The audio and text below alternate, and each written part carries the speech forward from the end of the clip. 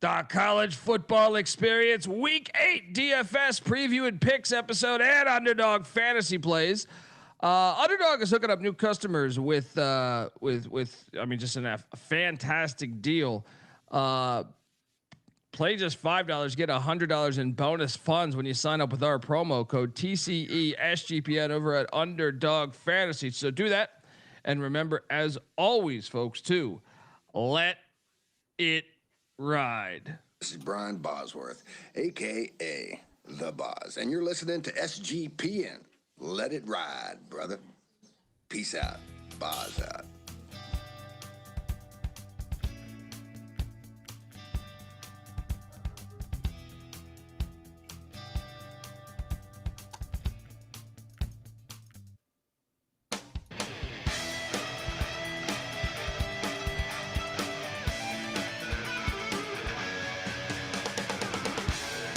Yes, yes, yes. Woo! Welcome to the college football experience, week 8 DFS preview and picks and Underdog fantasy plays. Yeah, I mean, just very excited about the. We only have one Thursday game, so there is no Thursday plays. Friday, loaded slate at night. Friday night, Saturday morning. Saturday night or Saturday afternoon, Saturday night, whatever you want to say. That's the slate. So we're giving out 3 slates today. And just excited, dude, I can't wait for ECU to kick the tar out of Tulsa, but Tulsa still to cover 17.5. I can't wait to watch all these games this weekend. YouTube.com/the college experience. Hit that like and subscribe button. If you're wondering who the hell you're listening to, that's fair. My name is Colby Swinging Database Dan, aka Pick Dundee. That's not a pick. This is a pick. He was raised in the land down under, where a man thinks on his feet, speaks with his fists, and lives by his wits. When Dundee happened, he was a superstar. And you're nothing but a chameleon, lemon-headed, coward, terrorist pussy. And I'm after you, buddy. You're gonna pay for it. Good night. Sir. I'm ready to make some money this weekend. I'll tell you that. Oh yeah. I actually had a tough week on like the betting sides. Last week was one of my worst weeks. With this in week 2, DFS wise, I did all right, but as far as like against the spread, week 2 I think was a little worse. But every other week I've been in the green. Last week was slightly in the red. Yeah, time to get it together. I am joined by my co-host. You've heard him on VSiN. You've heard him on the Grid, Sports Grid there. You can hear more of him on his own YouTube channel there. Rob Donaldson's YouTube page is Best Bet Show, Rob's Best Bets. You got to check it out. Give it up for the great Rob Donaldson. How are you, buddy? Hey, man, I'm doing well. Kind of like you. You know, I've been killing it this college football season. Only 1 week where I've landed in the red at the end of it. Knock on wood, big time, because obviously as you know, college football can flip on a dime, and I've already dropped my first 2 bets this week, so we're already in a little bit of a hole. These CUSA games have been wacky. Yeah, right? I've had a hard time with them too. God, with the Liberty exception of FIU. I mean, Liberty was brutal. Liberty I mean, I'm just glad they won the game, so my future is still alive. But I'm not even like I'm almost out on the future just based off how bad they look. You know, week in, week out, barely winning or losing. But yeah, the DFS slate, I cashed. I had a nice little $25 cash last week on a $10 lineup. But if you add that, I did lose a couple other lineups, so I probably broke even, to tell you the truth. The more I think about it, yeah, excited to get back at it. I have had first place finishes, top 5 finishes multiple times. First place only once. So looking forward to jumping back into it, man. The Friday slate, we got 4 games. It's pretty good Friday slate. And then we have a pretty loaded Saturday. Yeah, I mean, let's just jump right into this thing because I got slides. We got slides. This show's improving. All right. Oh yeah. Let's go. So Friday night, there's 4 games. That is Louisville at Miami, I think that's the big one. Number 2, Miami hosting the Cards. Jeff Brom's got an incredible record against top 25 teams, let alone top 10 teams. Incredible at Purdue. To go 4-7 against top 10 teams. Or I think it was 3-7 against top 10 teams at Purdue is still good. Like they would die for that. Nebraska at Minnesota, San Jose State at Utah State, North Carolina at Cal, which is actually kind of a pivotal game for the moment in the ACC. But Nebraska, Minnesota. I mean, look, Nebraska has played like they're a team that could be a playoff team. We'll see. As much as I'm a skeptic, the schedule breaks nice for them. I'll just mention that. But Friday night quarterback spot. I'm curious if you went 2 quarterbacks, but I will show. This is the new structure of the show, new and improved structure of the show. I will show the card because we got sports cards, folks. Starting off with Gio Lopez. Have you driven a Gio Lopez lately? Donaldson, I believe this is your quarterback here, but look, I'm curious. I get it. You've had 2 bye weeks out of 3 weeks. He is questionable, but I think he's going to play. Yep. What's the logic on Gio Lopez? Just that much time off and Belichick under the gun. They got to deliver. Is that the logic here on why you went with Gio Lopez at the quarterback spot?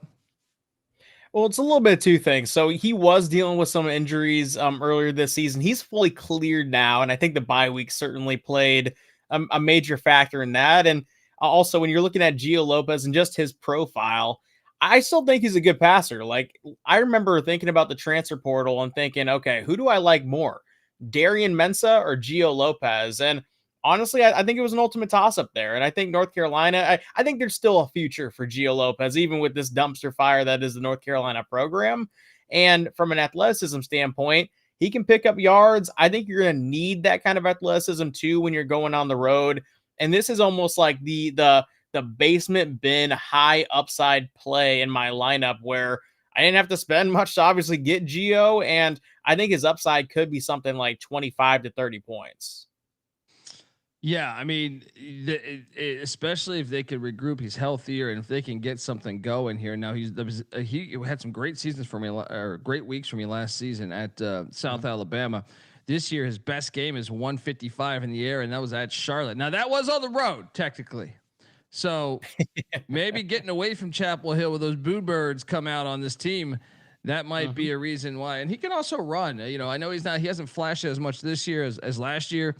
I feel like Major Applewhite had that as a major part of the offense with Gio Lopez running the ball there. Yeah, and I'll say this too. Think about that first drive against TCU where everybody's just like, "Oh shit, North Carolina might be for real." Bill Belichick's had this thing humming, and then everything else happened. Yeah, so, I mean, he scripted the first drive. He should have scripted the whole season though. Yeah, that would have been ideal. I like it. This is you know what I like about it is I don't think many people will roster him. So right. I think you could really hit on that if he just has a decent game and knowing his capabilities as a rusher and a passer, maybe he could. I went with a pig farmer. You know, Friday night we got Utah State hosting San Jose State. One of the things that has really burned me this year with my San Jose State ticket to win the Mountain West, and also I even have one to make the playoffs. That one is the toilet paper.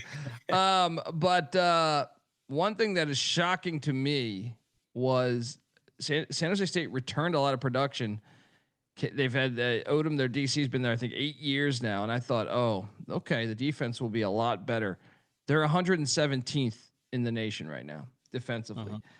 That to me is why I just want action on Bryson Barnes and really in hindsight, I think with this lineup that I'm turning in for Friday night, if there's a flaw of it is maybe I didn't roster enough Utah State Aggies, but I went with Bryson Barnes at the quarterback spot here. The old pig farmer that started at Utah. I remember he rushed for like 200 yards at the Coliseum for the Utes as in a game that was pretty eye-opening to the Lincoln Riley fans in Los Angeles there. You did not roster Bryson Barnes, correct? I did not, but I will say the guy that I have as my second quarterback, I might flip him out depending on kind of game time decision injury status, and Bryson Barnes would be my fill-in. Yeah, let's stay. I know I'm going to hop around, so people watching, you're going to be like, what the fuck you doing? But I feel like, well, actually, let's just go chronologically the way I built the slides. Next week, we'll change it up a little bit. Right. This is one, Mark Fletcher Jr. So Louisville, going back to the Louisville Miami game. Miami's got one of the best offensive lines in the country. Even last year, I think you could say that with the way Cristobal, former offensive lineman himself, that's his specialty. He does build good lines of scrimmage, especially on the offensive side. Louisville's defense actually. What do you think of Louisville's defense? Because I know the numbers tell you great things. Is it perhaps that they played some bad offenses, or do you actually think their defense is as good? But you rostered Mark Fletcher Jr. I also rostered Mark Fletcher Jr. What was the logic here?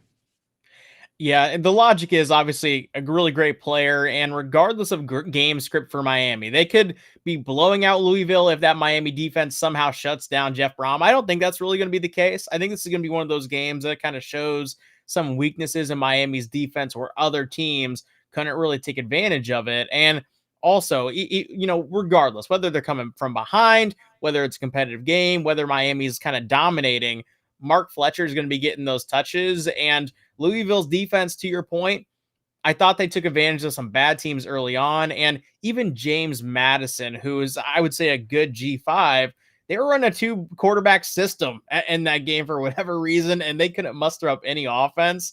I don't think that was a product of Louisville. I think that was a product of them just being weird. And I think when you're looking at this game here, Mark Fletcher's going to get his, and I think the Miami offense in general would get theirs as well. Yeah. I mean, we'll see. Cause I took Fletcher as well. I still think Miami's a rushing team first. I know that right now the stats don't depict that. I think over the course of the season, you'll see them perhaps go more into a rushing style offense than passing, perhaps. And that was my logic on taking Mark Fletcher's. I don't trust the Louisville defense. I think the numbers are cooking the books a little bit. And I also think they're going to lean on the run the more the season goes along. So, we both had Mark Fletcher there. I had, and then, I mean, how about this play? Darius Taylor for Minnesota. I'll be honest, like starting my lineup up, this was the one I had to have. There's two guys I really had to have. That I think he's due for a big game, because I don't know what side you're on in that game. I know the lines dropped over since we did our show last night. Nebraska's rush defense is 84th, right? And that is playing the Akron Zips and Houston Baptist. So, I mean, I'm just going to quickly look at what Houston or what Akron is. Houston Baptist, I don't even know if I have the numbers.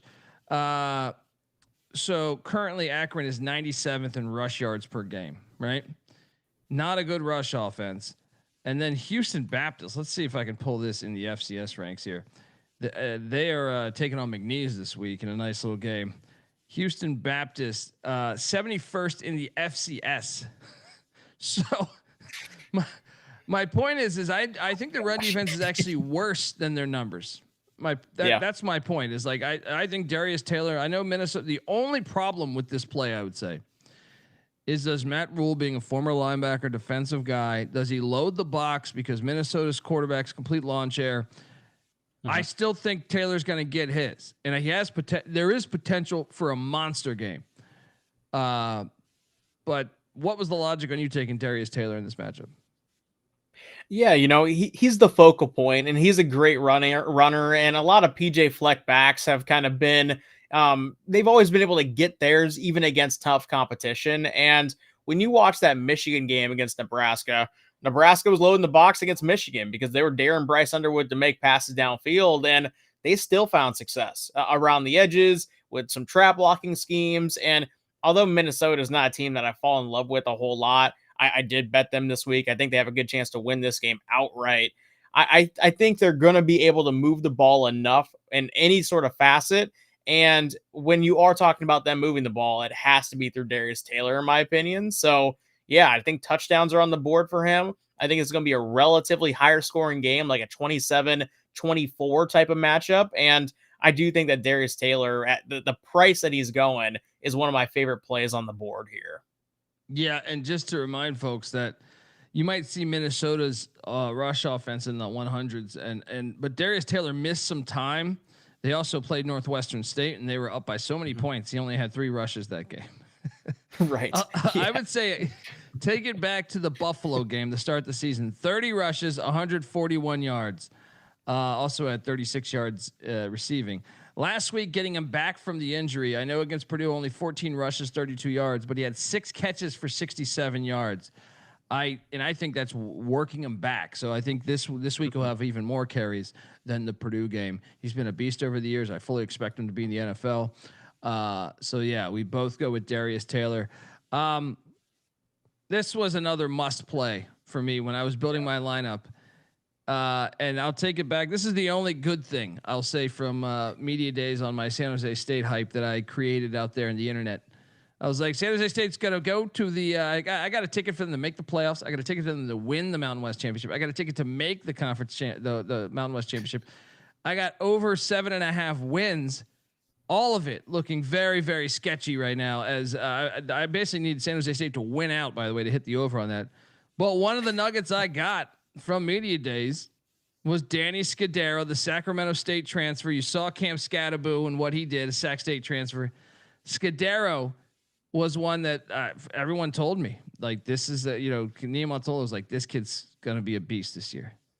Because they brought in a bunch of other transfers, some Power 5 transfers, and I was surprised. I was like, they're like, he's going to be our number 1, and so I took that nugget, and that's the only nugget that I got from that. And I love Ken Niumatalolo. I love the San Jose State guys, but man, did they let me down? But what if I told you Danny Scudero has 50 catches on the season right now? Right, 50. Dog.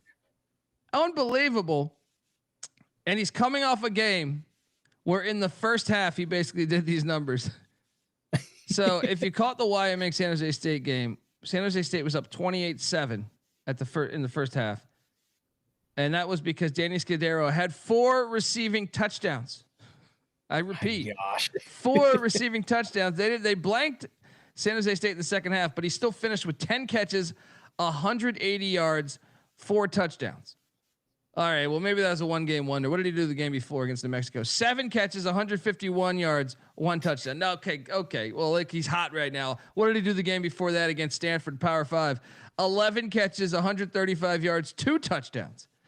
I mean, look, you can take this thing all the way back. Even the Texas game, which he got knocked out of early, he had 7 for 66. So, I mean, how about the Central Michigan game, season opener? 9 for 189 and a touchdown. I mean, the guy is basically like Troy Edwards back in the day, Louisiana Tech. Scudero is a must play. If you're turning in a DFS lineup without Danny Scudero, against, especially Rob, when you consider Bronco Mendenhall and Utah State just got scorched on the island against Timmy Chang in Hawaii. Yeah. Timmy Chang runs the run and shoot. June Jones run and shoot that he learned under Coach Jones. Niumatalolo hired Craig Stutzman to run the offense. Very good offense coordinator. Spread and shred. Oh, where's he from? Oh, he's from Hawaii. The same very offense. Maybe just a slighter committing to, I think Stutzman's style. They commit to the run a little bit more than, say, the June Jones, Timmy Chang thing. But it's the same damn offense. They just commit a little different. So, the only thing that could hurt us here is the weather. Well, it's supposed to be a little bit windy, but I still think Scudero's getting his. Why'd you roster him? For all the points you just mentioned, and also San Jose State is basically just Texas State in the Mountain West. I mean, they don't play defense. They just fire up the score, and if they have a 21-0 lead, it's only safe for 3 minutes of game time. And so, yeah, I think from a snap standpoint, from a volume standpoint, from just a pure, this guy's always open standpoint, at $8,000, when you're talking about DFS, he's a no-brainer. I mean, he's outproducing the $9,100 guys, whether it's a quarterback or, Ryan Williams or, whoever it may be. This is probably the best play in DFS every single time out. And because he plays for San Jose State, because I don't know what other reasons, we're getting him at $8,000 and I love it. Yeah. So I'm going to get a little crazy on this prediction here, but I'm just comparing the numbers here. I mean, you're lucky Belichick is not in the NFL, because I'm thinking like this dude's like the next Julian Edelman or something like that. Like, right. I wonder who gets Jordy him in Nelson. The NFL. I mean, he's only a sophomore, so I mean, he's got hopefully. I mean, actually, San Jose State, open up the pocketbook, because open up the pocketbook, because I could see Lincoln Riley going, okay, what do we have gone. Here? Yeah. Yeah, that might be one to watch there. Yeah, just make a deal with the tech company, keep them there. But we roster Scudero. Let's stay in this game, because I know we got a lot in this game. You also stacked him with Kyrie Scholes there, Dr. Scholes. And I can't disagree with the logic, but what was your real logic? But in my head, I'm just thinking you want parts of the run and shoot offense, correct? I mean, yeah, in large part, that's what it comes down to. And at the same time, when you're looking at Kyrie Scholes in particular, the target share is consistent week by week. Like, he is getting his, whether it's in terms of volume or in terms of actual production on the field. And although Scudero is kind of that intermediate short route killer, this is the guy that they use in that screen package situation, and also a really big deep ball threat. And so hopefully this is kind of one of his more deep ball games, rather than catching, the quick screen, hoping it gets, a first down on 3rd and 8. And ultimately, I think, to your point, when you look at Utah State and just that defensive back core that we just saw struggle against Hawaii, I think San Jose State, no matter what, is going to put up numbers in this game. It's just a matter of kind of, if one, Walker, you get plays, and if so, do I potentially switch out Scholes for somebody else on the board there? Yeah, it's funny we mentioned this. Shout out to Nick in the chat. Nick does play-by-play for San Jose State. Scudero's questionable, so we should monitor the situation, but he says if not, watch out for Matthew Coleman if he doesn't play. Matthew Coleman, 11 catches on the season, would be filling in for him. He was also out for a couple games, I believe. Matthew Coleman, that is. Something to pay attention to, but that might make the Scholes play even better when you think about it. Exactly. Yeah. Right. I mean, you can't get enough of a team that's going to commit to airing it out nonstop. Like, you should be loading up on wideouts, which is why I am loading up on their tight end, Jackson Cannon. I'm not sure if that's how you pronounce it or not, but look, this is a guy that I feel like as the season's gone along, with the exception of the Texas game, but he's doing pretty solid. He's good for about 4 or 5 catches a game. You look back the Central Michigan game, 5 for 33. Last week, 4 for 32. He had against Stanford, 5 for 79. He has yet to hit pay dirt. This is it. Yep. I like it. Pay dirt here. So loading up on offensive players in this game with the San Jose State spread and shred offense. Shout out to Nick once again for the intel. Jumping around now, you still have the quarterback that's going to be perhaps, and I believe he's questionable too, right? Nick, what's the status on Walker Eaget, who's been on this very show, by the way, not the DFS show, but the college football experience? Because this guy, yes, it's a wise play, because short of the Texas game, I mean, what he did to Stanford is still being talked about by Frank Wright, I'm sure, because Walker Eaget threw for 473 yards and 3 touchdowns against Stanford last week. 295, 4 touchdowns, 0 interceptions, but he stopped. See, the first couple of weeks, the Central Michigan game, he actually looked terrible. Threw a couple really bad interceptions. They probably would have won the game if he had not thrown those interceptions. One of them was in the end zone. Just a terrible read.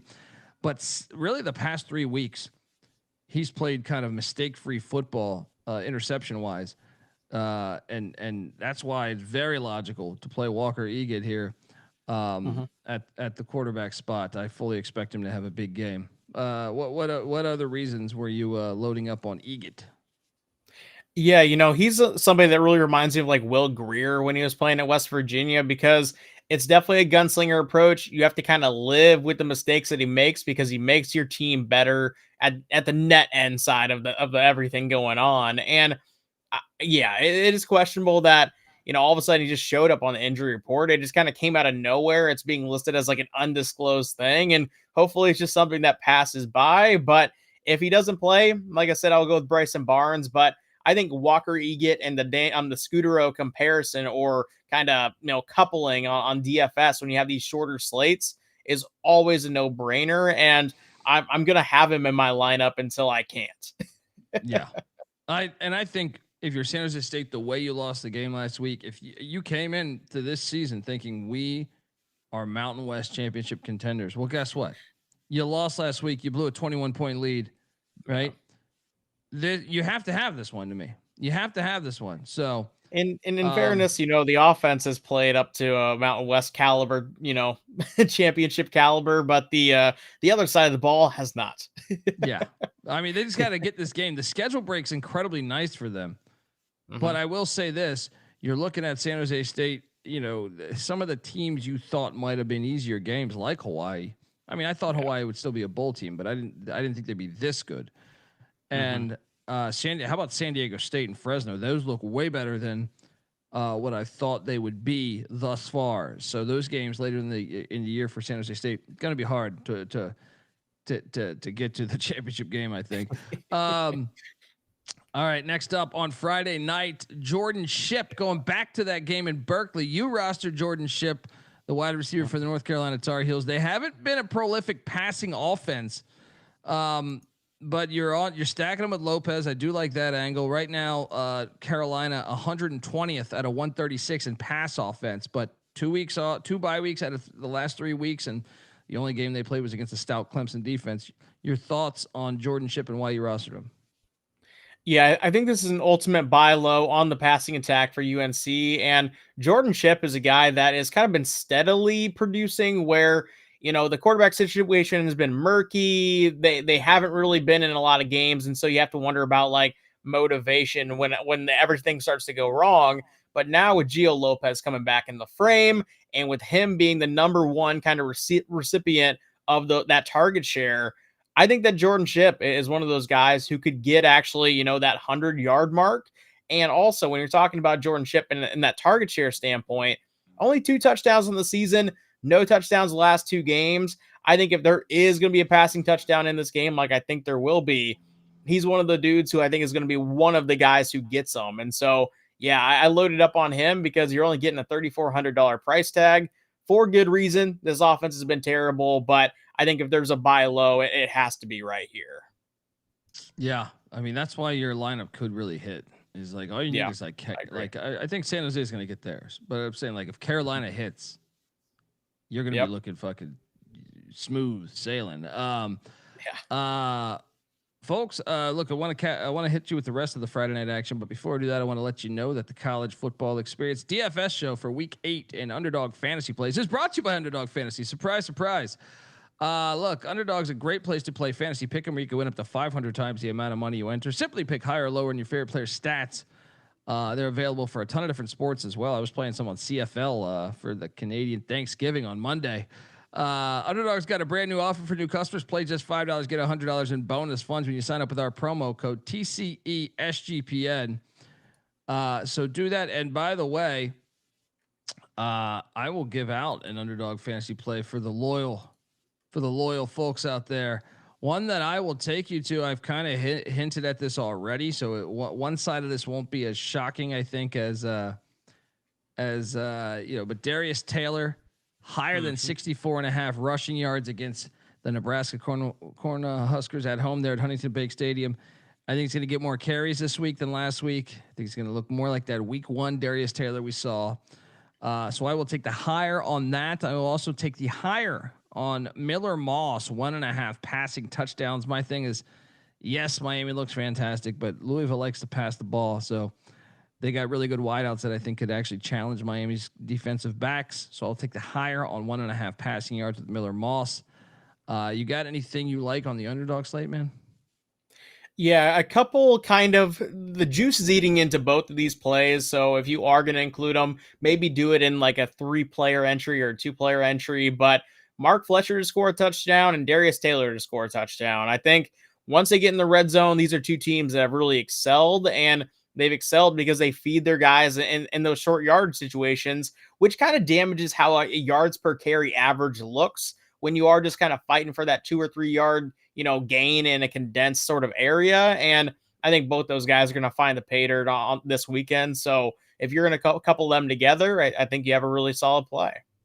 There we go. Let's go, folks. Get on over to Underdog Fantasy. Use our promo code TCESGPN. You're going to find an edge like that you can't find elsewhere.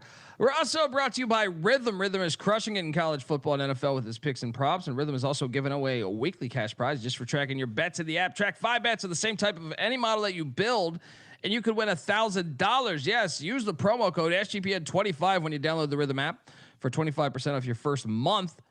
Download Rhythm and use that promo code SGPN25. All right. We are still in the middle of doing the Friday card. Jordan Ship, the last. So you're stacking them with, have you driven a Gio Lopez lately, which I like. Then I went with Naziah Hunter, the former Cal Golden Bear wideout. I know Minnesota's defense is solid. I think they're 47th in pass defense, so a top 50 pass defense. But Naziah Hunter, to me, I know coming into the season, I think more people liked Dane Key, the Kentucky transfer, than Hunter. But Hunter is the one to me that is emerging. You look at what he did last week: 5 catches, 125 yards, 2 touchdowns against the Terps of Maryland, and he's emerging now. The game before, 4 for 93 and a touchdown, a 60-yard touchdown against Michigan State. It was out the gate that I feel like his stats were just all right, because he was developing that rapport with Dylan Raiola. So Naziah Hunter is my play at the receiver spot. He's undervalued still to me. Despite I know this being a good defense, I think if they want to score, that will be this will be the guy to me to target if you want a shot at a big play in this game. So Naziah Hunter, my play there from the Nebraska Cornhuskers. I also went with Colin Lacey. You heard me talk about the Miller Moss thing for Underdog Fantasy, over 1.5 passing touchdowns. Colin Lacey, I didn't have enough money for Chris Bell. I wanted Chris Bell, but to me, the Louisville wideouts are pretty nasty. All 3 I think are very good. So Colin Lacey, the former South Alabama Jaguar. The question is, can the offensive line hold up against the Miami defensive line that's been really good? I'm sure it'll have its challenges, but I also think Jeff Brown, with 2 weeks to prep, will scheme up some guys wide open at some point. Hopefully Colin Lacey will be one of those. You went back to the Utah State, San Jose State game, went on the other side of things with Bronco Mendenhall's Aggies with Braden Pegan, who I believe a couple of years ago played quarterback for them for a game. Your thoughts and logic on taking Pegan? Is it just that dog shit defense San Jose State's doing right now? Pretty much. He's a wiry, athletic dude who also over the last couple weeks has been actually getting, or the last 2 games rather, has gotten 17 targets, which is leading the team. So although Brady Boyd and Brock Lane are kind of 2 guys who may be more consistent with their production, he's been one of the big guys who's kind of stepped up in those last 2 games, has a touchdown, has 150 yards receiving, has 10 catches, and he is really the deep ball guy. And I've seen this San Jose State secondary, a lot of deep balls tend to just happen out of nowhere. And so, yeah, I kind of wanted to be involved in the passing game for Utah State. Yeah, that's fair. That's fair. Like I said, that's my one regret about this. About my lineup, like if I'm looking like, why did I not have a top 5 lineup? I think maybe not. I'd have Barnes, but I probably should stack him. I went though with the Cal quarterback as my second quarterback with Jaron Kiwi Sagopalale. 10 out of 10. He's a beast. Ron Rivera's been adamant they're going to be able to bring him back next year. We'll see. Because this guy looks like a top 10 draft pick, just as a true freshman. But he balled out, man. He balled out for them. And look, Carolina's defense, I do think Belichick having, 2 weeks basically to prep for this game to a certain extent. Their pass defense has been trash though. So it's their rush defense that's actually not bad. Carolina's got a top 50 rush defense. The pass defense is 116th. So I'm just, I don't care that he had Lawrence Taylor and won Super Bowls. Because everyone likes to say that Belichick's nothing without Brady. I'm like, wait a second here.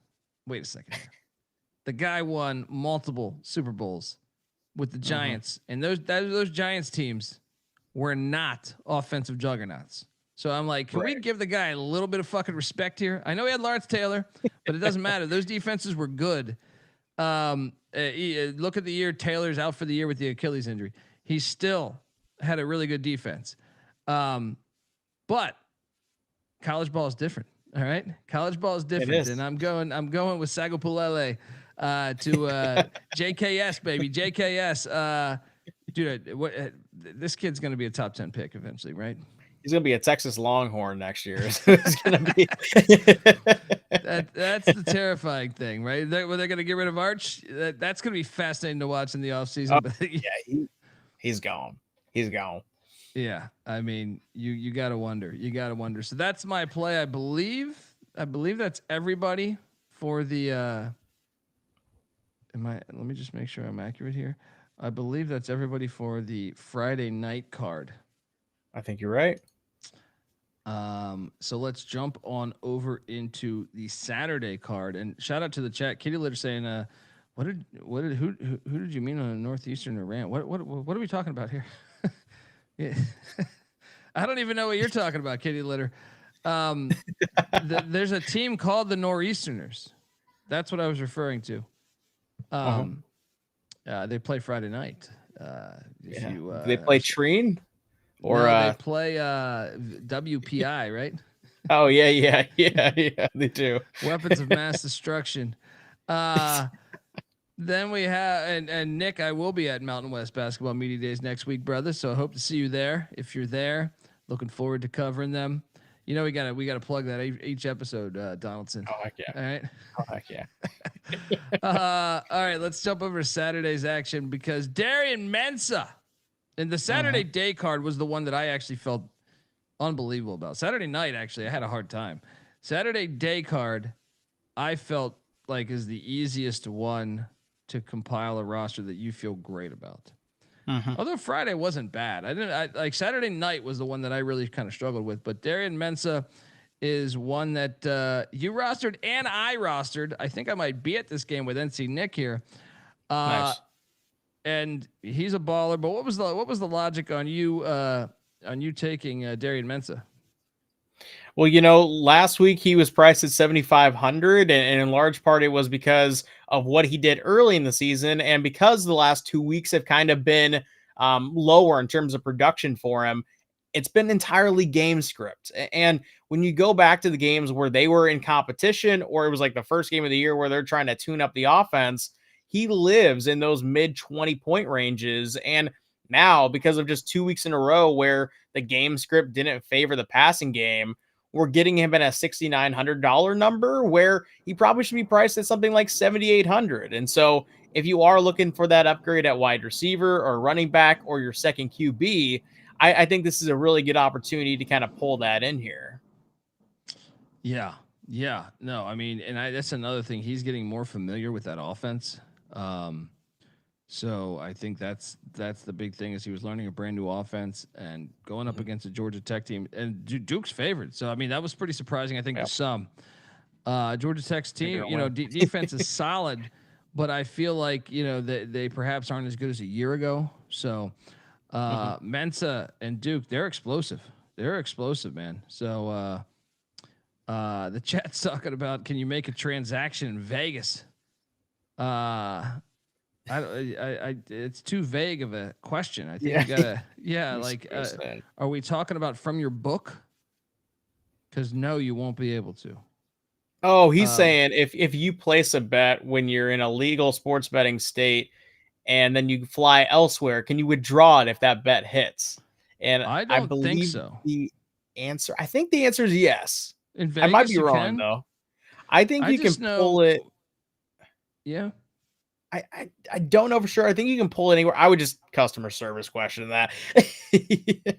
I just remember like playing. Well, man, it might be different based on DFS. I just know with DFS, I've hit but you can't even like get to the screen to see if you know what I mean. Like in Vegas, you can't even get to the screen to see that what your roster's doing or anything. So like, but it might be different if you're talking just your sports book, because that's what I think he's saying with Indiana. Actually, so last week I was in Texas on the weekend, and I was able to actually monitor on DraftKings, even though it's not sports legal down there. Sports betting's not legal.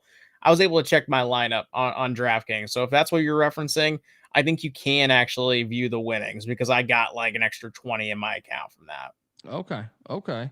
Well, yeah, and that's another thing is these things change by year. So it's like if I'm quoting something from 3 years ago, I mean, shit changes. So I think maybe you'll be all right then, but you're also going to Vegas. So why not just bet it in Vegas? Live it up. Yeah. Are you not going to be in Vegas on Saturday? Is that you just a 24-hour thing? Goddamn indecent proposal here. Is this you getting married? You getting hitched? The Mensa plays a smash play. Next up, we got my second quarterback is Josh Hoover. I want action on this Baylor TCU game. These games are always insane. And it's what's a good question? Who's better, Josh Hoover or Sawyer Robertson in your mind? That's like got to be the best quarterback matchup probably in the Big 12. I think Josh Hoover, and I actually don't think it's that close. Like, yeah, they're both kind of stubby white guys who are almost like point guard passers, but I think Josh Hoover adds a little bit of an extra element, and he's more consistent as a passer. So yeah, I think Josh Hoover is just the better player. Well, because my logic was Baylor's defense I don't trust. TCU's I think is much better. So I'm like, give me something fading, and so Hoover was the play for me. He was cheaper than Robertson, so that one's a part of the logic there. Well, I was surprised that he was cheaper because I know Robertson's had some monster numbers, so maybe that's the reason why. But I just thought Baylor's defense much worse than TCU's. So Josh Hoover was my play there for the Saturday day slate. Excited to watch that game. Next up, we have Mike Washington Jr., who you loaded up on here for the Arkansas Razorbacks, part of Road Rash's first home game. You know what I'm excited about is Bobby Petrino's first time coaching Arkansas in like a decade as the head coach in Fayetteville. I mean, I know last week he was the coach. So I remember he got a standing O in basketball a year ago. He got a standing O just showing up to the game. The fans want him. And another thing is they haven't played Texas A&M on campus but one time since the 90s, which is fucking insane. Remember they were playing at Jerry's World. I'm on it's always kind of a wacky crazy game. I'm on the Razorbacks and the points there too, but what's the logic on Mike Washington Jr.? Yeah, I think Arkansas ends up winning this game, and in large part, when you're watching how Florida found their success, it was on RPOs and through the running game last week. And although A&M gets after the quarterback, Florida was kind of in a scenario where they were trailing the entire game, and Texas A&M just kind of teed off on the edge and basically pinned their ears back, abandoned running lanes, and said, all right, let's just get these stacks and get these strip sacks. Well, I think Bobby Petrino is going to look at that film and be like, all right, let's just run it where there aren't. If they're going to abandon running lanes, let's hit the running lanes. And Mike Washington is a really dynamic back. And I really do think if Arkansas is going to win this game, the focal point is going to be the rushing attack with Taylor Green and Mike Washington rather than these downfield bombs that I don't necessarily know if they're going to work necessarily against this A&M defense. Yeah, A&M's holding SEC offenses to 2 of 36 on 3rd and 4th down. Yeah, 2 of 36. Got to get ahead of the chains. Yeah, but to be fair, they haven't played an SEC team on the road, so this place is going to burn down just because the fact that they haven't played A&M in Fayetteville in forever. So, kind of like the play because I'm on these Razorbacks as well. Next up, in that same game though, I'm going to the other side because we know. We know the A&M situation with, gosh, why am I drawing a blank on their starting running back who's injured? Le'Veon Moss. Yes, Le'Veon Moss. I mean, from one 5-star to another. Yeah. I'm not, dude, you can make an argument that Owens is as good as Moss. I know Moss starts, so I mean, I think Moss would probably be better by a tiny bit, but I'm saying that you don't miss much when Moss goes out and you see Owens run the ball. So, Arkansas's run defense, as much as I am taking Arkansas to win this game, some would say that I'm all over the place here with this particular matchup, but the logic is I think A&M, this is the first road game for Marcel Reed in SEC play this season. I think your game plan should be, your advantage is Arkansas's got the 116th rush defense in America. So you have an awesome offensive line. Reuben Owens will rush for over 100 yards this game. Write it. All right. But yes, and by the way, the over is appealing a little bit at 60.5 in this game. Next up, my slide will work. Kavorian Barnes, Dr. Kavorian Barnes. I rostered him as well, stacked him with Josh Hoover. Baylor's defense is fucking trash. I know you rostered him. What was the logic here? I mean, when he's healthy, he's a focal point of this offense. And whether it's as a pass catcher or an efficient runner outside the tackles and between the tackles, he's been able to get his in some tough situations. And so, yeah, looking at this weekend against a Baylor defense that, should be good if you think Dave Aranda is a good defensive coordinator, which I don't know anymore what he's doing. But I think TCU's offense is going to hum, and I think it's going to be really led by a guy who's only getting priced at 4,900 right now. So yeah, he was a no-brainer for my running back spot. Look, you see Belichick in that photo watching as he blows by the defense. I was in the crowd right back there behind Belichick. Me and NC Nick just saying, good Lord. Fun spectacle on the sideline. I'm with you though, man. You can't get enough offensive players. If anything, I might even need to get some Baylor players, but I loaded up on the TCU side of things. I did also, because I loaded up and spent up on some of these TCU guys, I look for some bargain bins, and I think this guy will be a first or second round draft pick in the NFL draft next year. That is Vanderbilt tight end Eli Stowers, New Mexico State transfer. Him and Diego Pavia go way back there. The logic is this. I thought the last time they stepped on the field against Alabama, not only did Diego Pavia play a bad game for his standards, I think. Yeah. I think Eli Stowers did too. I think he had multiple drops that game, and I think this is a guy we know is his security blanket. So you look at what he's done, his game log against Bama, just 3 for 22, and I think he had multiple drops that game. But go back to the game prior, right? 6 for 68. The game prior to that, 5 for 73. He had a 4 for 86 before that. Against Virginia Tech, he only had 4 for 29, but he had a touchdown in that game. I think they're a little ticked off, and I think they're going to be able to, especially with LSU. I actually think that's the weakness. LSU's defense is very good. So I think, where can you take advantage of the LSU defense? I think it's Eli Stowers in the tight end position there. So, load up on these doors. Next up, you in this game went with Cedric Alexander, who is a home run fucking threat, by the way. Oh yeah. This guy is, they didn't have a guy like this a couple years ago. This guy, he's coming off a 4 rush for 76 yards and a touchdown. Obviously, he had like a 60-yarder or something in that game, but he also had 3 for 22 and a receiving touchdown that game as well. And I remember the Virginia Tech game. I was like, who the fuck is this? 10 for 73, 2 touchdowns. He also had that touchdown out of the backfield as well. So Cedric Alexander, I like the play. Are you at all nervous, though, that LSU's defense first off, they need to commit to running the ball more to him? How do you only rush him 4 times in that Bama game? Yeah, and I think a lot of it's game script, and so he was involved, in the passing game a little bit more, and had a receiving touchdown, had actually 5 targets in the receiving game despite only 3 catches, and yeah, to your point, I think at some point, the touchdowns he's putting up, the efficiency as a runner, the efficiency as a passer, it's unignorable, right? Like, you need to give him the ball.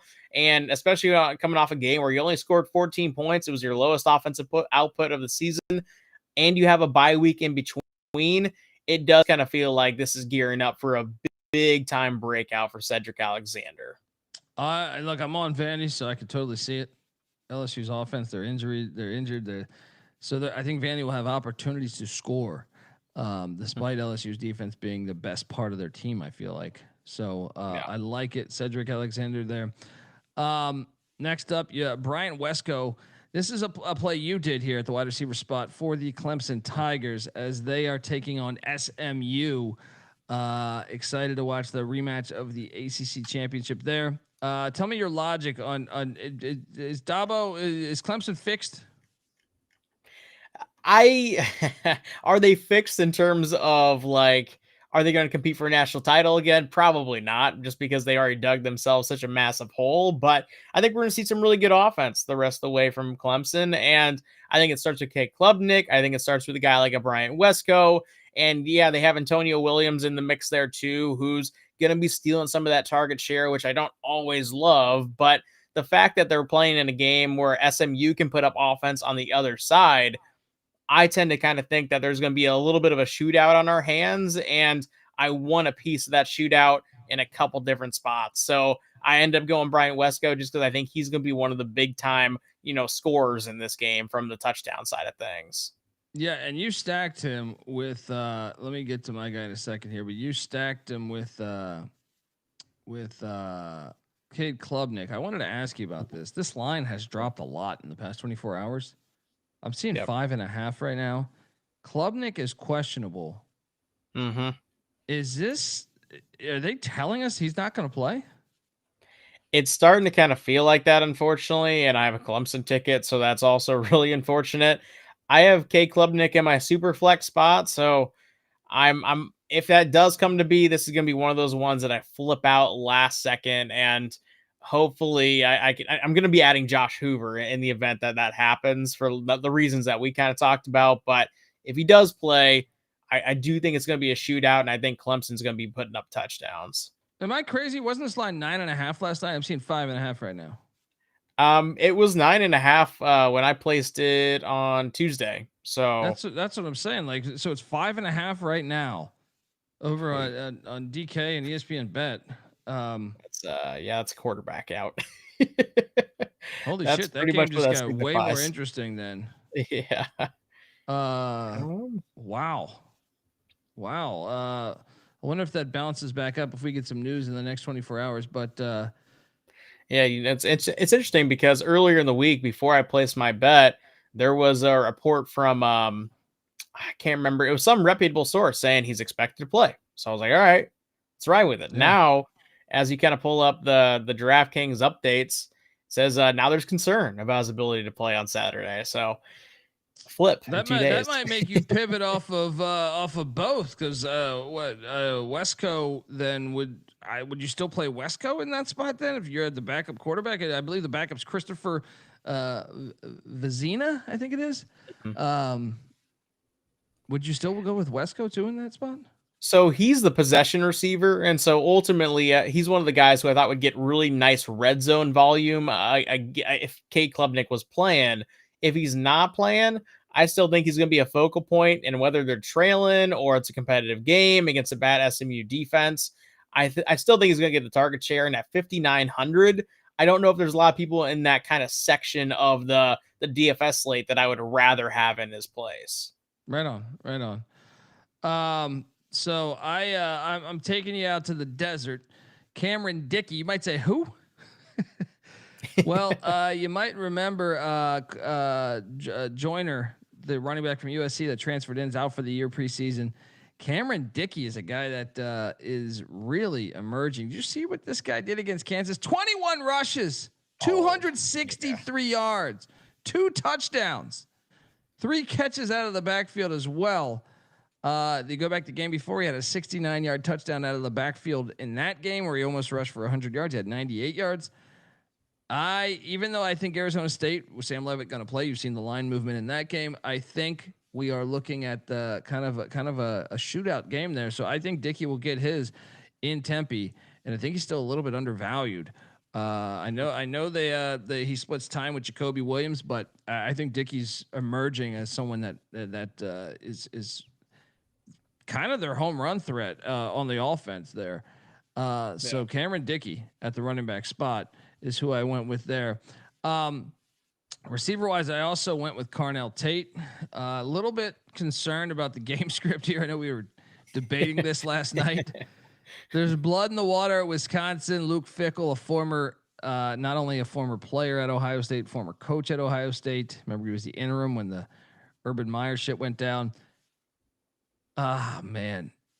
Am I going to get burned on this play because they're going to go conservative against their boy and not not run it up? I think when you have Jeremiah Smith and Carnell Tate and you're Wisconsin, who just got bludgeoned by Iowa, you are going to be sitting on everything, which just means that you're dropping back and letting everything happen underneath you to, chill out on the scoring, chill out on the time. Maybe you get that kind of random turnover because Julian Sands pushing the ball downfield. I don't think that aids for like good fantasy production from wide receivers. It's more so going to be like tight ends, running backs, and those underneath threats, which Carnell Tate's kind of the opposite. Yeah. I don't know. I was thinking about that. I was like, he's very good, and I was like, gosh, he's so good about this. That's the one game that's a little weird, but you went with Cooper Barkate there, stacking him with Mensa. I like that logic. What's his price? Maybe I'll switch over to him. What was the logic there? Yeah, double-digit target share in multiple games this season. He's the clear focal point of the offense because Keyshawn Brown, who's kind of the other wide receiver in the fold, he's the gadgety end-around type of guy. He's the punt returner. He's the speedy sort of slot receiver that you throw in there and gets it done on those gimmicky or setup manufactured type plays. Cooper Barkate's actually very similar, in my opinion, to Scudero from San Jose State, where he's a lengthy, middle-sized kind of receiver who gets a bunch of targets, gets a bunch of plays downfield in that intermediate patterns, and over the last just 3 games, 4 touchdowns. And so if you're talking about a potentially competitive game where I think Duke wins here, they're going to be going to the focal point. They're going to have to score with him because I don't know where else that would come from other than maybe like Darian Mensa's legs.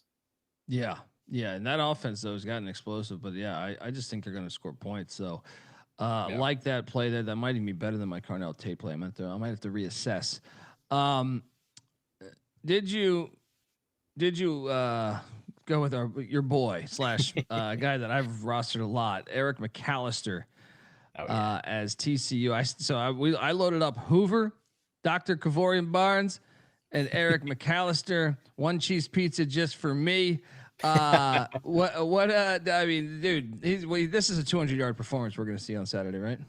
Oh, this Baylor defense is so trash. And I don't know how, again, Dave Aranda, defensive guru who just doesn't play defense. And yeah, I think Eric McAllister is going to be a dog on Saturday. Yeah. Smash play there as well. Okay, Klubnik, I'm trying to think, do we have anybody else? Oh yeah. So yeah, this will be, then we'll jump into the Saturday night slate. But before I do that, I want to let the good folks know that the college football experience is brought to you by MyBookie.ag. MyBookie is your place to bet on football, and everything else. Their prop builder, second to none. Their motto is bet on anything, anywhere, anytime. You can easily deposit, get lightning fast payouts using crypto. So head on over to MyBookie.ag, and when you do, use our promo code TCESGPN for 100% bet back bonus up to $500 for new customers. That's MyBookie.ag, promo code TCESGPN.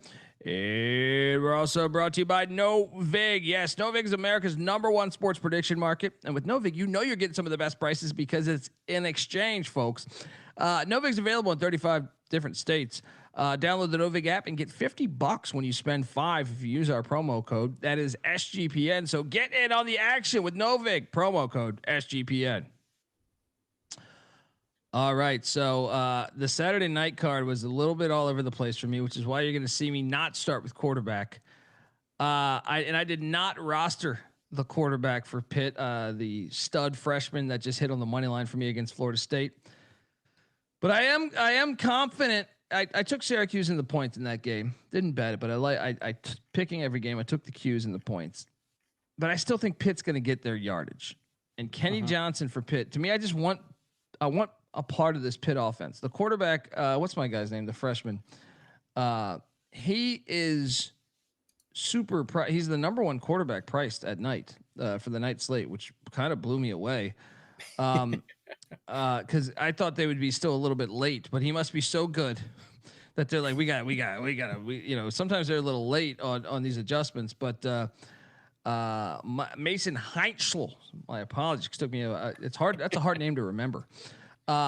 He's who I'm referring to. He is balling out in this offense.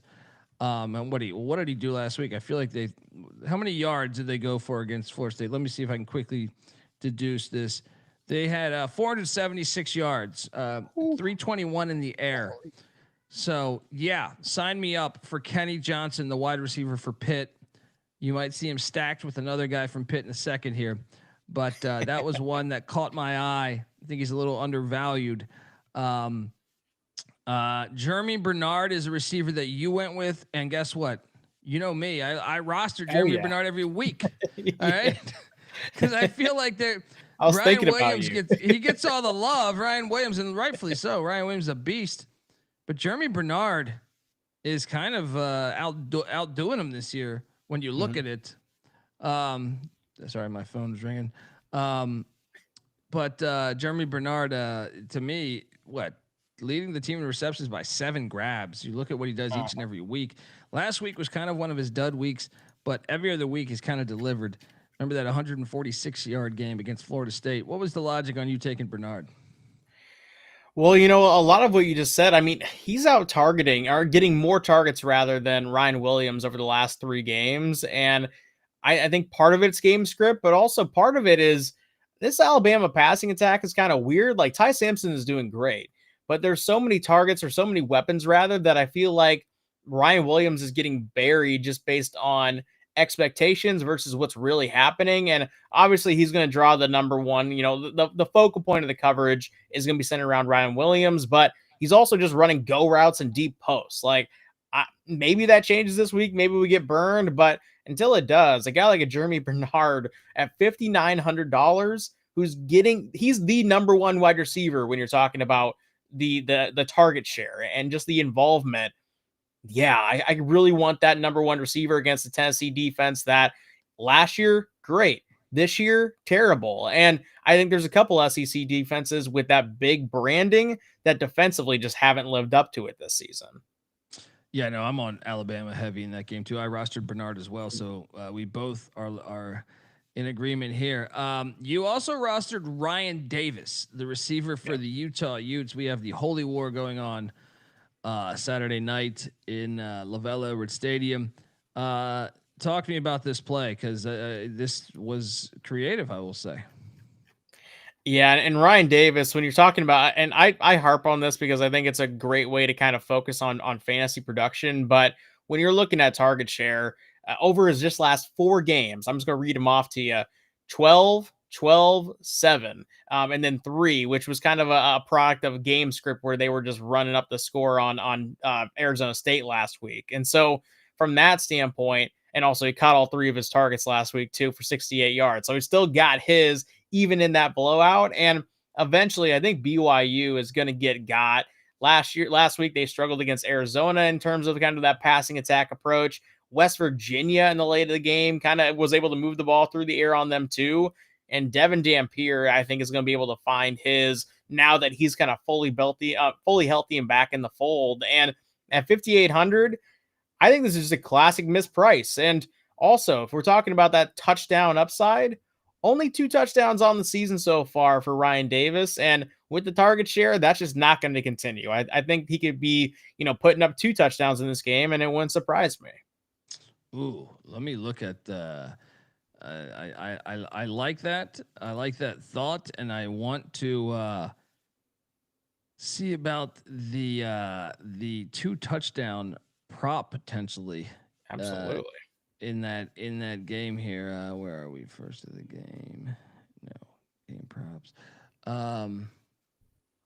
Where am I here? Do they have that available yet for that game is the question, because sometimes they put that out on Friday.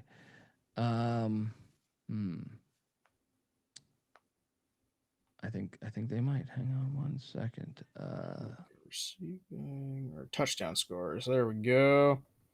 So you got 2+ touchdowns for Ryan Davis, 1,900. Woo! I love like it. I like Yeah. it. Sprinkle a little bit on Ryan Davis. 2 scores, LaVell Edwards Stadium in the Holy War. All right, next up we got the likes of Seth McGowan. This is I know you're a big Rose McGowan fan, and they distant relatives, I think. But Seth McGowan, running back for Kentucky, going up against that. This is an interesting play though, because I know he's a former Sooner, so maybe there's some bad blood there, but I got to be honest, I was a little surprised at this one, because I was like, Texas defense is actually legit. So tell me about why you went with Seth McGowan there. Yeah, the only thing Kentucky does well offensively is run the ball, and that's kind of been the tenor of the season. Heck, that's been the kind of the tenor for going even back to Benny Snell and all these other dudes who just kind of come in as sort of a running back factory of sorts, where the offense is always terrible, but they have running backs. And Seth McGowan is one of those dudes who right now is running it efficiently. He's involved in the pass game, and so game script, no matter what it is, won't take him out. And I actually think this is a sneaky game where Kentucky can probably stay in it for a good bit. And if they are staying in it, that means they have to put up something. Even as bad as Texas's offense is, I think you got to do a little bit of damage in the early going, work on the scripted stuff. And Seth McGowan is one of those guys who, if there is scripted stuff and they're moving the ball, he's going to be one of the dudes who has to be the guy. And so I think from that standpoint, at a $4,600 price point, I like a touchdown for him. I also think about 60 or 70 yards is definitely on the table as well. Ooh, I like it. I like it. All right. Well, I went with the guy on the other side of the field, Quentin Wisner. We know Baxter's out for the Longhorns. So Wisner, they always have great running backs though. So that's the only problem, is like Texas has never had a running back shortage ever. But my thing is the O-line's got to be getting better each week. I still don't think you want to ask Arch Manning to do too much. You saw him game manage last week. The punt return was a huge thing. So I took a shot on Wisner on the road there, maybe making it more of a point of emphasis to do less and less on Arch, especially on a road game. Don't want to ruin the young quarterback's confidence, even though they're probably already ruined. But Wisner at the running back spot was one that I thought there was value in. So we got a little running back battle in that SEC matchup in Lexington. Next up, look, I'm telling you, I'm going back to this Pitt game. Love it. He went former Western Carolina guy. You know, I love these FCS guys because when they come up, they're fucking hungry. He was ACC Newcomer of the Year last year after transferring in from Western Carolina. Desmond Reed, this guy's an absolute dog. And if you watched the game last week against Florida State, remember, he was questionable. He ended up playing.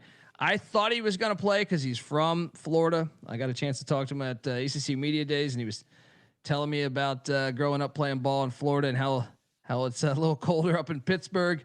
But so playing Florida State, I loaded up on him. This was I actually pivoted to him late, but that was my lineup that hit for a little bit of cash.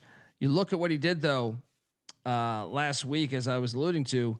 He's a problem out of the backfield, man. Like, and this is why I think he's got a chance to play on Sundays. I know he's undersized, but he's got a little Danny Woodhead to him. So against Florida State, 12 rushes, 45 yards. He is a true home run threat. But the receiving game, 8 catches, 155 yards, 2 touchdowns. This is what he offers. He is a pain in the ass to guard out of the backfield. So Desmond Reed in that filthy Carrier Dome up there, in that old Big East battle against Syracuse. So that was my play there. Then we have the likes of Ty Simpson. We both stacked Ty Simpson here. Shout out to Shane O'Mac in the chat. God bless you, brother. I mean, is he the best quarterback in college football right now? Is Tennessee's defense complete ass?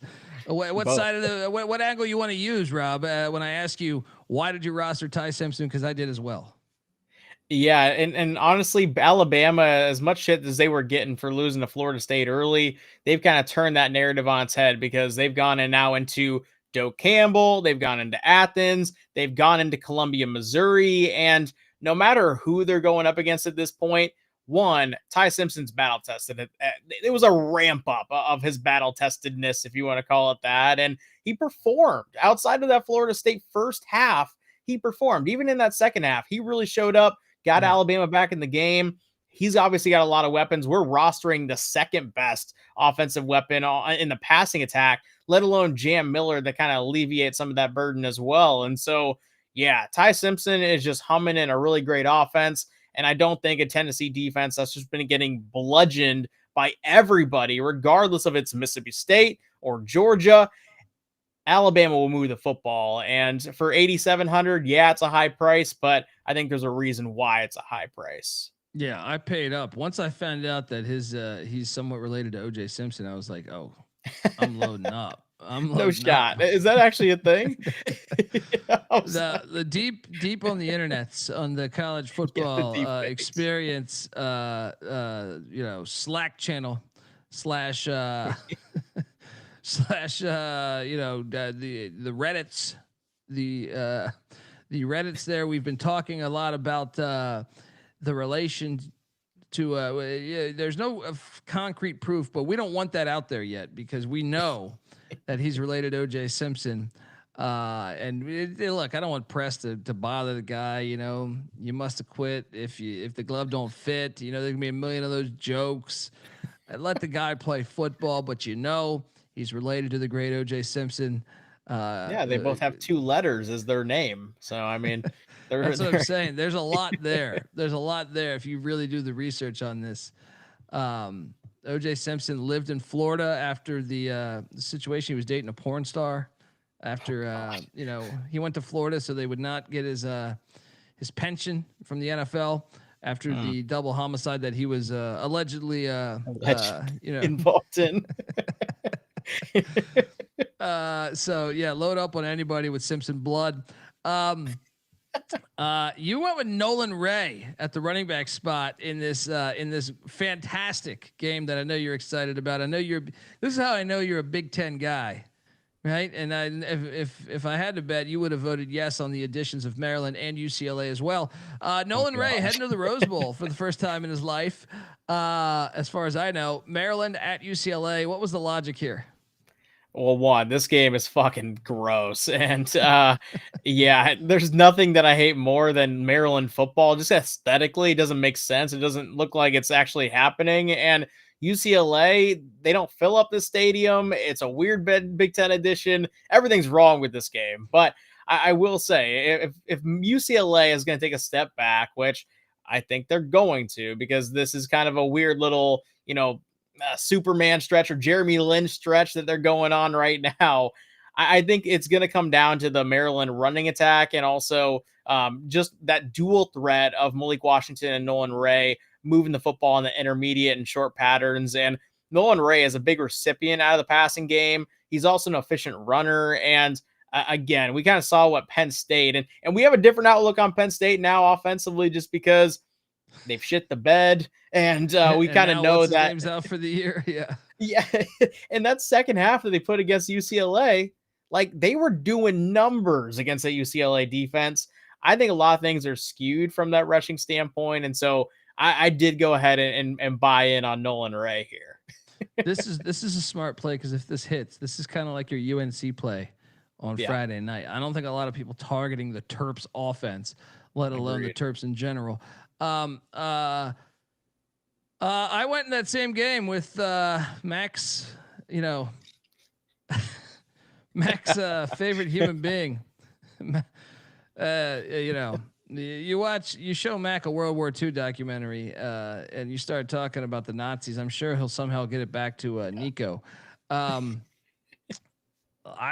Say what you want about the guy. He wanted more money, whatever the fuck. He's still a young kid, so I'm not going to shit on the guy too much. And he's played a lot better the past couple of weeks ever since they went to Jerry Neuheisel. He's undervalued a little bit, in my opinion. Mm-hmm. I know they didn't run him as much last week. I'm hoping they run him again. But, he threw 3 touchdowns, 180 yards, only 8 incompletions last week. It's not killing it, but I mean, 3 touchdowns is nice, but I'm saying the yardage isn't killing it, and also they didn't run him. But go back the game before, they ran him for over 100 yards. So I think Nico will be back running the ball some there at the Rose Bowl. So that's who I loaded up with in my sec. So him and Ty Simpson were my QBs here. I also went with let's go to that Notre Dame USC game because I think we both have a couple plays in this game. This is a guy that me and you played him last week. I played him the week before. I know that Notre Dame's offense is actually, I would say it's like the best Notre Dame offense in a long fucking time that I can recall. Last week he only did 4 for 49, but game script might have had a little to do with it as they were destroying the pussy pack of NC State. Yeah, you go back the week before again. It's Boise. He was 6 for 83. The Arkansas game, 7 for 89. The Purdue game, 5 for 105. He's their leading receiver, Jordan Faison. That's my guy. I like him. I think he's actually a really good player. So I loaded him up at the receiver spot here. You veered away. What was the logic there? He pissed you off from that pussy pack experience? No, and honestly, I think he's a really solid play because when you are looking at, again, just like the target share aspect, he's not getting the most targets, but he's getting the most consistent targets game by game. And I do think this is going to be a high score because USC's offense is awesome. Their defense is kind of where everything falls apart and they'll never figure it out because they just haven't yet with a number of different defensive coordinators coming through there. But yeah, that was kind of why I stayed off, is ultimately just I liked somebody better, I guess is the best way to put it. Well, let's get to one of the guys you played in that game, Jadarian Price, who is, is it accurate to say he would be the home run threat on this offense, you think? Is that accurate or is just a great football player? I wouldn't call him really the home run threat. I think he's just he's been the product of being the number 2 guy behind a really great offensive line, and he comes in fresh, and so he picks up that really efficient running where, you know, it's almost like Marlon Gunn for ECU, where he comes in and it looks like he just falls forward for 7 yards when he's in the game. And Jadarian Price, you know, he's not big in the receiving game, but if you're talking about a high scoring game, well, I want those touchdowns, and not all those touchdowns are going to be from 50 yards out or 30 yards out or even 15 yards out. It's going to be in that red zone territory, and this is the guy that could have multi-touchdowns. He's already done it once this year against Notre Dame. He got 3 touchdowns in that game, and I think it's going to be in line with that, where 13 to 15 touches max, but it's going to be a really good scoring opportunity plays, and that's really what I want here. Yeah, no, I mean, he's a beast. The Notre Dame run game is, I mean, 2 of the better running backs in the nation. So, yeah. I also in this game. Oh no, I'm sorry. I think I incorrectly put the slides, but here, let me bounce that real quick. In this game, sure. I loaded up on Jacoby Lane. Now, this is a guy that's been a little dinged up. I'm surprised his numbers haven't been as good this year. He had 5 for 35 and a touchdown last week. You go back to the Purdue game, he had 3 for 115. I'm hoping, I kind of think this Notre Dame USC game could be a shootout.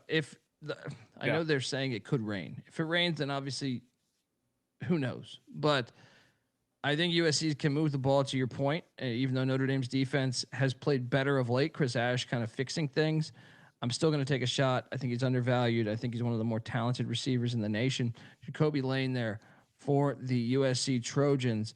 Jumping back to the plays you're on here, you stacked your quarterback and wide out here in the Missouri-Auburn game. Jackson Arnold, interesting play because the guy's been all over the fucking place this year. Tell me your logic on taking Jackson Arnold at home against the Mizzou Tigers. Well, I think the biggest suspect point with Missouri comes in the secondary because we've seen them get bludgeoned by Jalen Daniels and also kind of look shaky against Ty Simpson in that Alabama team. Obviously 2 good passing attacks that I don't think we should be docking them really for, but this is their first time hitting the road. How do they respond if Auburn kind of jumps out on them early and Hugh Freeze is coaching for his job? Well, Hugh Freeze is a quarterback's wide receivers guy at his core. He's always had a decent running game, you know, at multiple different stops, but ultimately it comes down just to spreading out the ball, having a number of guys doing damage. And Jackson Arnold also gives you that element of being a rusher where yeah, during the goal line last week, I think is the perfect testament of they had a touchdown called back for Jackson Darnold that it was very controversial, I guess is the best way to put it. It was a touchdown. I think everyone who has eyes knows that's a touchdown, but people, I've seen people on the internet can try to convince themselves that it wasn't. It's quite entertaining. Yeah, he runs the ball well too. He's very athletic. You stacked him with Cam Coleman, who is one of the best wideouts in the nation. I know the stats don't necessarily reflect it, right? But we just know it, right? What was the logic here? I mean, yeah, look at the picture you're putting up there and just look at how defined he is. And then that kind of like that 6'2", 6'3" frame. I mean, this is one of those freaky athletic dudes who just is, you look at him and you're like, oh, that's one of the best players of college football. And he is. And from a target standpoint, he gets those targets. And also from a touchdown standpoint, this is where I think the biggest appeal with Cam Coleman is tons of red zone looks, but the offense hasn't been putting up enough touchdowns to really kind of give him that aid. Well, I think against, again, a shaky Missouri secondary and a team that's hitting the road for the first time, they're going to be scoring more touchdowns than just one, the way that they have the past 2 weeks. And last time they scored over 2 touchdowns in a game, we saw him score a touchdown. The game prior to that where they scored more than 2 touchdowns, he was a recipient. Once again, if you're looking for touchdowns in this game, and I think there's going to be quite a few from the Auburn side, there's a good chance that he's one that gets 2 or 3, and it wouldn't really surprise me at all. Yeah. I mean, he's a beast. And I'm on Auburn in that game, pretty heavy. So looking forward to that. All right, those are our lineups, folks. That is our show. We did not have a Thursday card. Remember last week we were doing like a 3-hour show basically because the Thursday card. Folks, give Rob Donaldson a follow on Twitter at RobDFB. Make sure you check out all of his work, his Best Bet show on YouTube. You can hear him frequently on VSiN, Sports Grid, all that good stuff. Our college basketball experience pregame show as well. He often comes. Oh, and yes, you got the A&M hat. You got indoctrinated this weekend. The overalls must be in the drawer over there. But how was it, buddy? Because Kyle, how great is that stadium, by the way? Oh, it's a straight up cult. And I kind of love that it's a cult because it felt like there was chance, there was movement, there was coordination going on. And to get that many people coordinated in one environment is something special.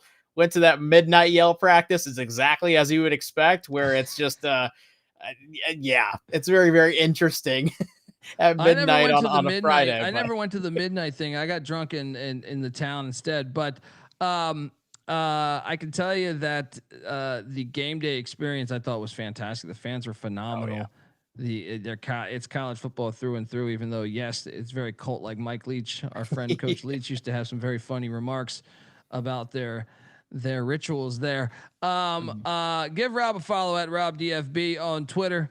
I'm on Twitter, TheColbyD, the college football experience on Twitter at TCE on SGPN. Don't forget youtube.com/the college experience. We will be going live with our FCS show either later tonight or tomorrow morning, one of the two.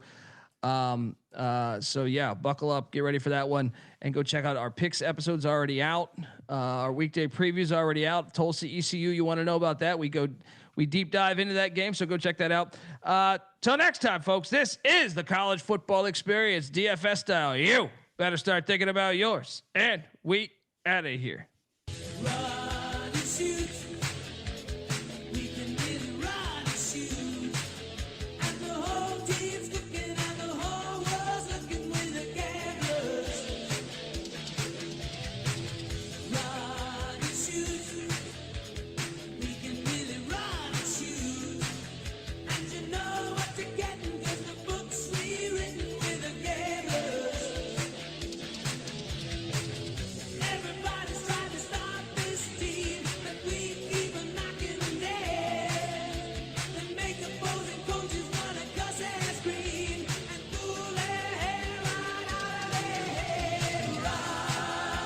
Shoot.